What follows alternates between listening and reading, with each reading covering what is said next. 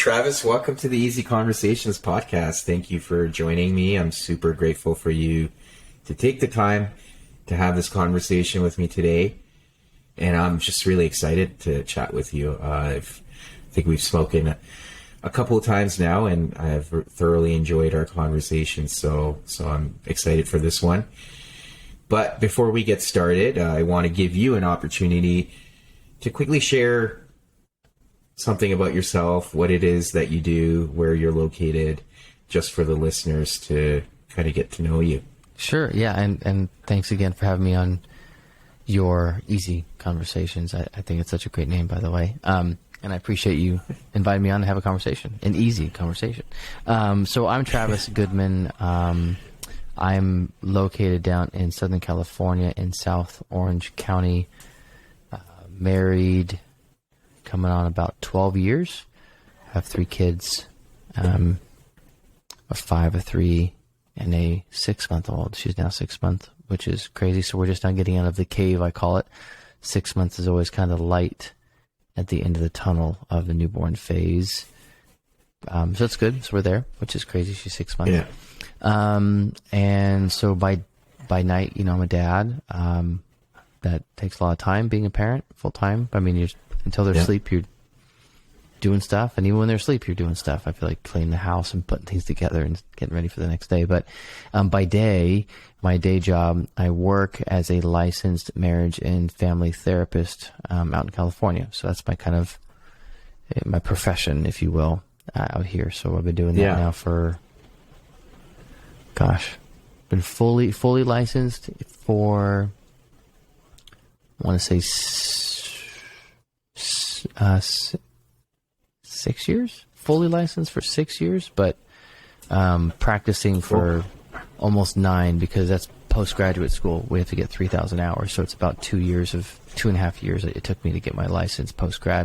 But you're still doing therapy, as you know, right? You're doing therapy, but you have a supervisor who's kind of checking off on your cases and case consultation and everything like that. But you're doing the work. It's just someone's kind of making sure that you're doing all right. And so I guess with that, it's been about 9. Well, what did I say? 8 years, about 8-9 years. So yeah. Cool. And you also have your own podcast. Yes, sorry, Do you want to did not mention that. Yes, that I do have my own podcast, my own Instagram, YouTube. So, but podcast is Therapy for Dads with the number 4. So Therapy number 4 Dads. That's also the Instagram handle, and I have a website, therapyfordads.com. I also have a YouTube channel where I do a little more longer form content on mental health videos. If you just type in my name, Travis Goodman, at YouTube, you'll find me. And podcasts I've been doing for about just over a year. I did take kind of a cheat year because I took 3 months off when I had my daughter. So I started at May of last year in 2021. So I hit the 1 year mark in May of this year, but there's 3 months in there that I did nothing because I was taking care of the family. So it was kind of that's part of being a dad. Just exactly. So I've been doing that. It's a lot of fun. And, those that don't know, I actually just had you on my show. For those that don't know, we're doing this in the same night. So that's what we do as dads. We double dip, and little trade secret. Well, you shouldn't have let that out. Well, hey, it's out. We could cut this and they'll have no idea I even said it. That's the beautiful thing about post is you can cut it as if it never happened. It's like magic. So I had you on my show and it was a great conversation. I was really appreciative of you talking, and I get to be on yours and we get to do this and share different conversations. So it's fun. It's fun, and my favorite thing I think from running the podcast actually has been meeting just incredible men and women that have a heart and passion around kind of fatherhood and men's mental health. That's kind of like what my podcast has been focused around, is kind of the intersection of mental health and fatherhood and men, just kind of providing space for men to have a conversation, to share difficulties, to share things they've overcome, to kind of create that vulnerability in men to share about things they've gone through, because I don't think there's enough spaces for men talking about these things. which is how the podcast was birthed, was really just trying to provide space for men to share, because men often are not asked. Going through infertility stuff with my wife and having friends go through like miscarriages and infertility issues, often men aren't asked how they're doing. Even by like healthcare professionals. It's just, how's the mom doing? Which is fine. It's not anti-mom, anti-support, but there's a theme here in general that men are just kind of in the background, in generally speaking, when it comes to these things. Right. Especially in fatherhood, in postnatal visits. Mom, how you doing? How's the kid? Which is fine. Like, those are good things. So I don't want to take away from the support and care we need for mothers and children. However, there's men have an experience and they're going through things and are often just kind of expected to just perform, kind of fulfill some of the stereotypes, and a lot of men are struggling. So I wanted to provide a space for men. And then the podcast has evolved slightly to also include kind of other experts and talking about maybe specific, like, kind of topical ideas I think men have gone through, like burnout. Has been a topic I had my first female on, who's a PA physician's assistant, and we talked about parental burnout, and how it affects men and women and the differences there, and some of the barriers men are facing with parental burnout within our society, at least in America, with like parental paid leave and things like that, and kind of just the expectations of men in our society, and how that can promote burnout. So it's kind of evolved since like day one, but I still bring on men to share these stories. I think they are needed, and we need more of it to kind of just normalize just talking about it, and which in turn I think encourages men to kind of feel encouraged to then, one, get help themselves, say, wow, this guy's talking about it, like, I relate to this, maybe I can get help, and maybe I'm not the only one. It's kind of, in a way, kind of inception of, hey, they're hearing this stuff, and maybe they start to hear it enough to say, okay, I can get help, I don't have to be afraid or get stuck. So that's kind of what the pod came from. I like that, because that's kind of the purpose of this podcast as well, and that's why you're here, to have these conversations and normalize them, because we need to be having more of them. And I agree with you, when people hear these types of conversations, they can relate, and it gives them courage to either speak up or ask for help. So that's my goal. So thank you for sharing that. Thank you for doing the work you're doing. But I just wanted to understand, not only for myself, but the listeners, what made you choose this field, and did you experiment along the way? I think my parents got separated when I was starting a senior year in high school. And that kind of just shifted things, for me, just kind of out of the blue. I had no idea. Me and my brother, it's like, oh, okay. Just kind of, there was nothing, like, they didn't fight. There was no signs that would have said this was happening. It was like it felt like out of left field, thinking back. They weren't yellers or screamers there was nothing like that. It was just kind of, oh, okay, you're just getting separated. Okay, I remember them pulling me into the living room, standing, and I remember just standing there, and like I thought I was in trouble for something. And sometimes I don't know why, but when you're a kid or a teen, you think parents sometimes call you. Sometimes you get this feeling like, did I do something? And then you're like, did I do something? Like, and you're racking your brain, like, what did I do? And I'm getting called in to have this conversation and sit down. It feels very formal.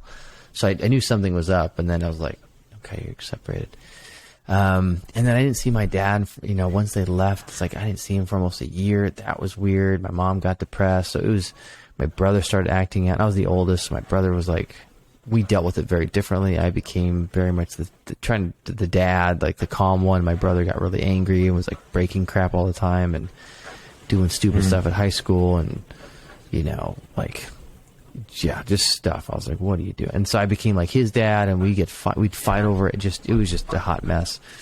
And so that was just tough. Just senior of high school, like, just what is going on? And then out post that, I didn't really know what I wanted to do. I thought I knew what I wanted to do, and so I went to junior college, which is not a bad thing. But I think that some people can view it, oh, you're going to junior college, not university. because I didn't know what I wanted to do. And so I went there to kind of try to take just classes. Like, I don't know.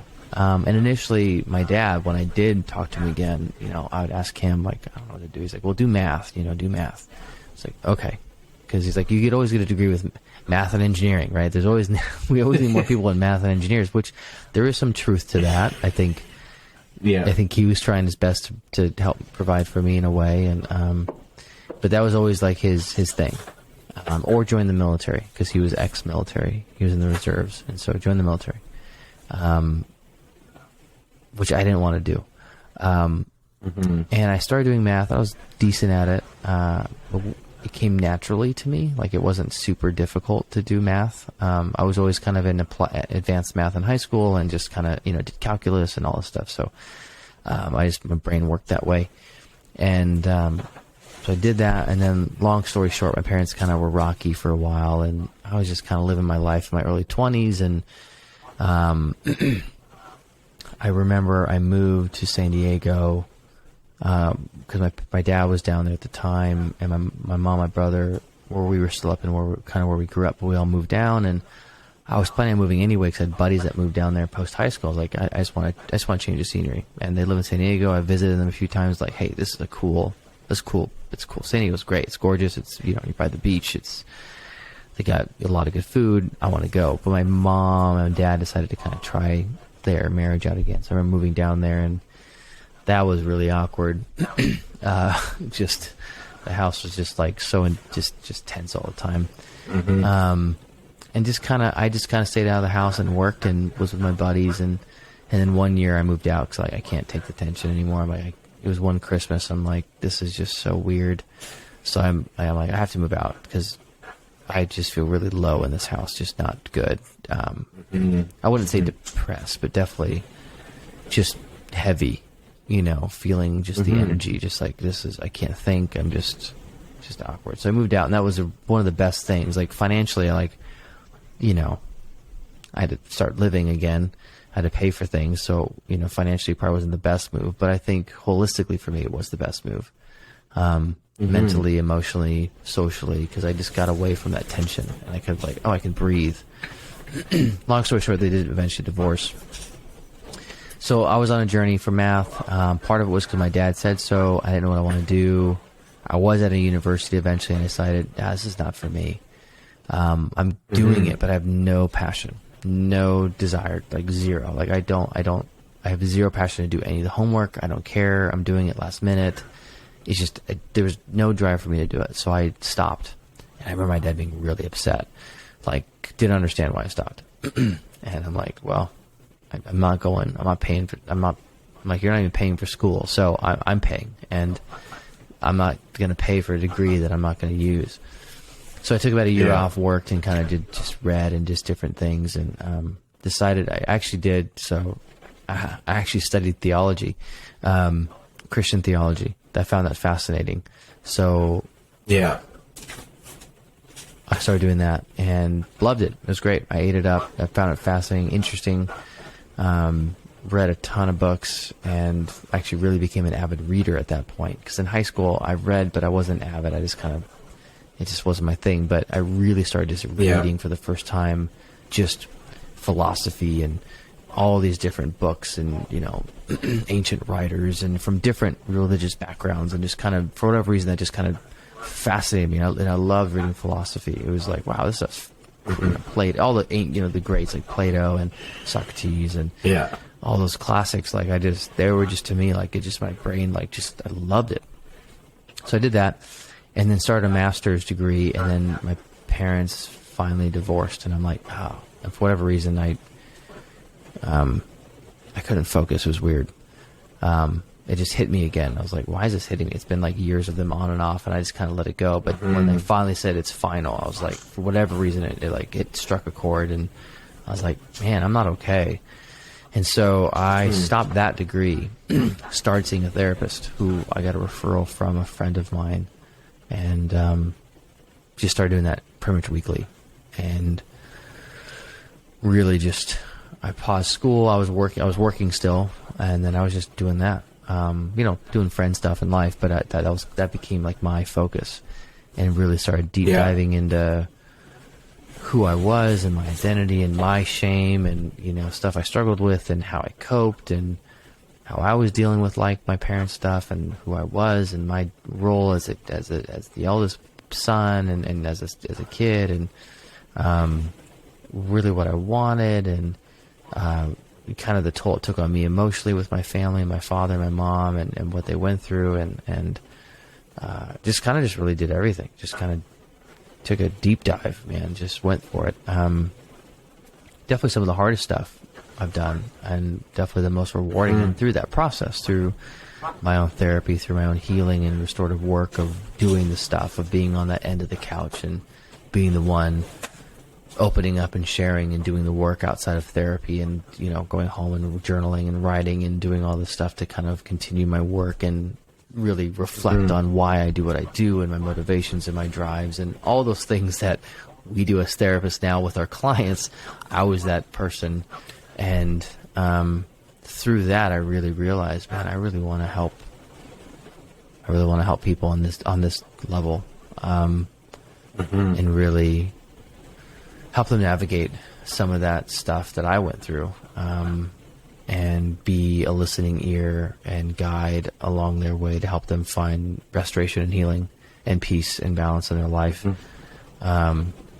Yeah, so that's kind of, and then I went back and got a second degree in psychology and then got a master's in, you know, counseling, and then, you know, the whole track licensure and became licensed. So that's kind of the, I guess, medium length of a story, I guess, to answer your question of how I became a therapist. Yeah. No, thank you for sharing. And as you can appreciate, I can relate to it on many aspects. So we share that. So that's amazing. So now, you know, you kind of used your own journey as a catalyst to want to help others. And I think a lot of people experience that in life, you know, where they go through certain adversity and then they want to help others through that. And I think that's beautiful that you're doing that. Yeah. So why therapy for dads? So like anything, trying to find a handle. I was initially going to use my name,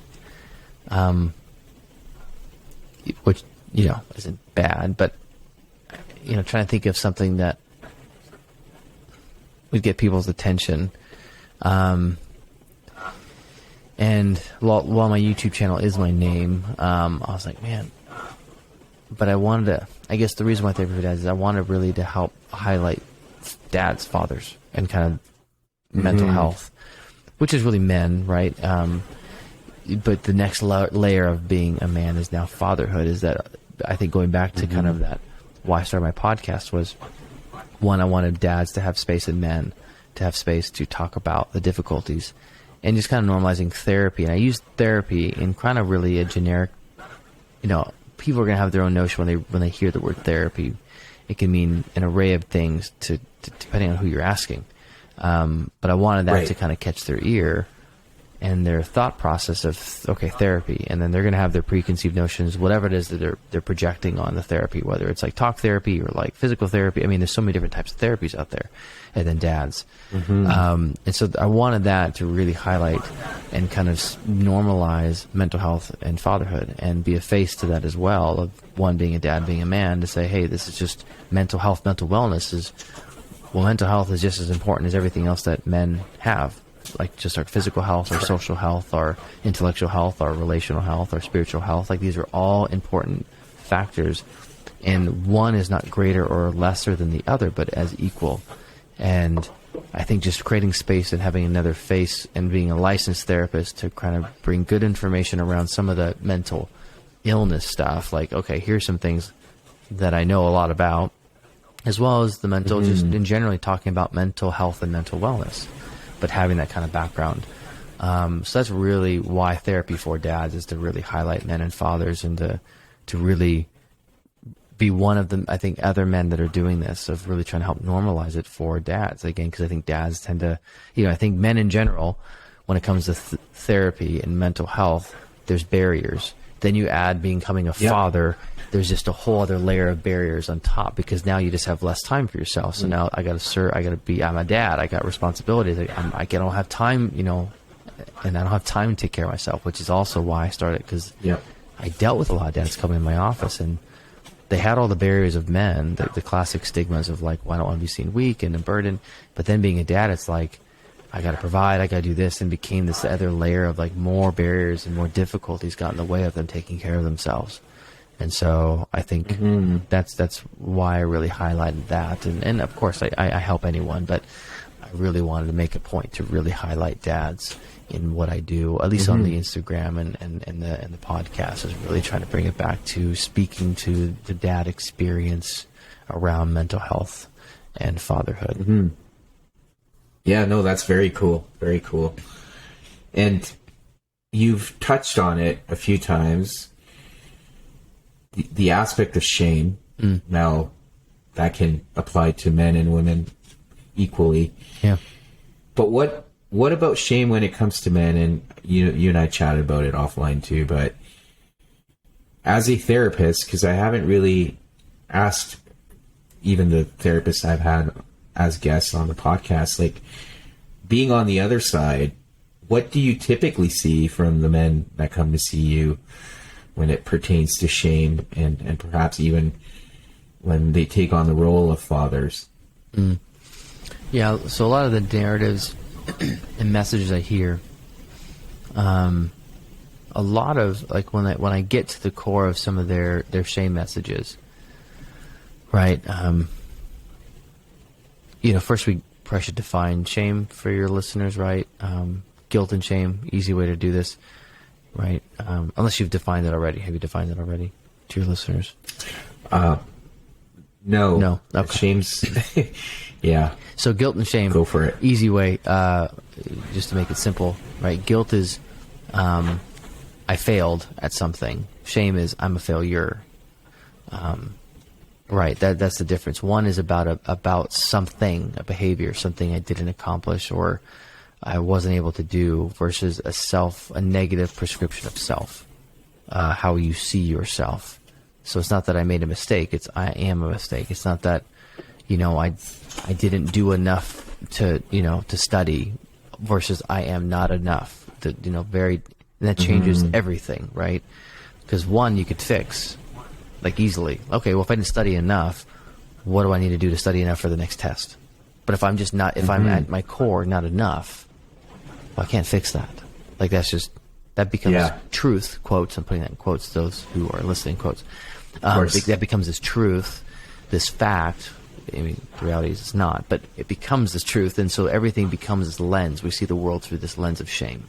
Like, I'm a failure, I'm not enough, I'm unlovable, and so everything gets filtered through this lens. And so if that's the truth of how I see myself, then therefore everything is kind of encased or shadowed by this shame message. And so a lot of men and fathers I deal with, a lot of them struggle with feeling like a failure as a father. I'm not enough. I'm failing my kids, therefore I can't, I'm a failure. And so they get stuck in this kind of spiral. And then, how they cope with it is they tend to isolate. They tend to, just work more or they turn to other negative things like drinking or pornography or something to kind of numb or just avoid or workaholic. They work 12-hour days and try to provide more. And a lot of the men, and I'm generalizing, a lot of the fathers I work with, when they come in, they don't have really good, deep, vulnerable, intimate relationships for various reasons. They tend to feel like I don't want to be a burden, so I don't talk to my spouse about it, especially if they're married. I don't talk to my spouse. I don't want my spouse to know. And then if they're a single dad, that's they tend to be more isolated. I don't have anyone, or I have buddies that I, joke around with, but I wouldn't tell them how I feel. So there's a lot of shame even of being seen as perceived of being weak or struggling, because then that comes in with all the pretty typical stigmas of masculinity in men, and where men are afraid of being seen and being perceived as weak and not having it all together.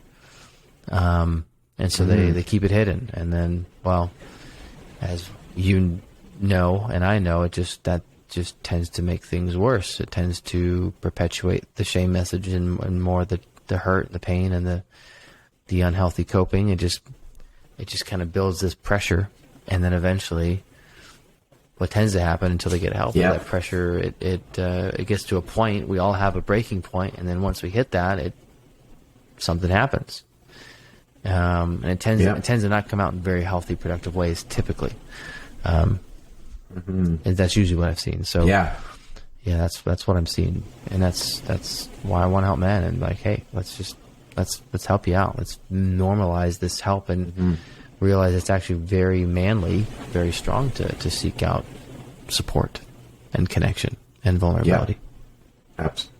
Absolutely. Yeah. And I'm glad you mentioned the whole aspect of not enough, because I think that's the root of the shame, is that narrative around I'm not enough, and then to your point, that becomes our truth because we believe it.